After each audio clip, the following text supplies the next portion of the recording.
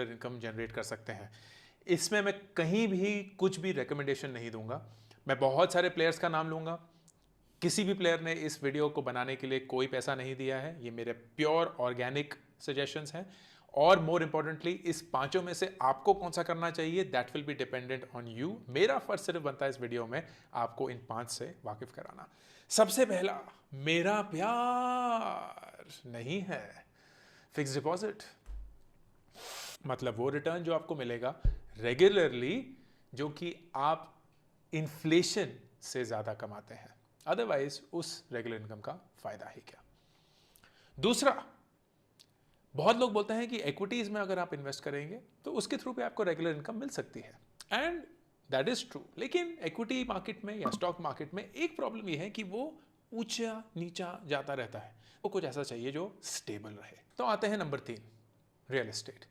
Real estate एक बहुत ही interesting option है क्योंकि उससे आप दी जा रही है। So the growth of the property plus the rental yield is your actual return. ITs, real estate investment trust. उन तीनों का नाम है माइंडस्पेस, ब्रुकफील्ड और एम्बेसी। मेरे हिसाब से एम्बेसी कर पाते, something that you have to consider at your end. Number 4, bonds. Bonds बहुत इंटरेस्टिंग होते हैं क्योंकि ये एफडी जैसे ही काम करते हैं, लेकिन एफडी जितने बुरे नहीं होते फ्रॉम इन्वेस्टमेंट, ताकि आपको एक रेगुलर इनकम मिलते रहे। And finally, peer to peer lending, invoice discounting. बहुत सारे क्लब्स खुल चुके हैं जहां आपको एक फिक्स रेट ऑफ रिटर्न मिलता है। बहुत सारे लोग मुझसे पूछते हैं, देख सकते हैं इसमें बेसिकली आपको 12% फिक्स रेट ऑफ रिटर्न मिलता है। And good thing that they claim, अगर आप अपना पैसा डालते हैं विच इज एफडीज, जहां आप डालेंगे सिर्फ वही अमाउंट जो आप सिक्योर करना चाहते हैं। Emergency fund is a great place to put your FD, क्योंकि जो भी आपके वो 6 महीने का या 12 महीने का खर्चा है जो आपने इमरजेंसी फंड के रूप में रखा है, एफडी में डालना बहुत अच्छा है, लेकिन उससे ज़्यादा नहीं, क्योंकि वो एक इन्वेस्टमेंट प्रोडक्ट नहीं है, एक सेफ्टी प्रोडक्ट है। So that is number 1। Number 2, mutual funds में डाल सकते हैं, लेकिन सिस्टमैटिक विड्रॉल प्लान में आपको वो उतार चढ़ाव को संभालना पड़ेगा। सो माय सजेशन इज कि आप म्यूचुअल फंड्स या स्टॉक मार्केट या स्मॉल केस को लॉन्ग टर्म इन्वेस्टमेंट के लिए ही देखिए, शॉर्ट टर्म रेगुलर इनकम के लिए मत देखिए।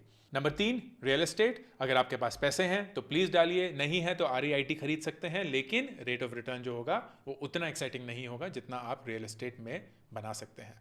नंबर 4, आप बॉन्ड्स में इन्वेस्ट कर सकते हैं, काफ़ी अच्छे हैं, बहुत अच्छी कंपनियों के बॉन्ड्स आते हैं, तो आप उनको अगर केयरफुली एनालाइज करेंगे, Wintwealth हो गया, goldenpie.com हो गया, ये सारे प्रॉपर्टीज़ हैं जहां आप जाके बॉन्ड्स इवेल्युएट कर सकते हैं, चेकआउट कर सकते हैं। एंड अगर आप करते हैं, you will understand which company is trying to give which bond for what period of time, and उसके थ्रू 9 to 12 या 9 to 11% fix rate of return, not bad at all for a regular income and short period.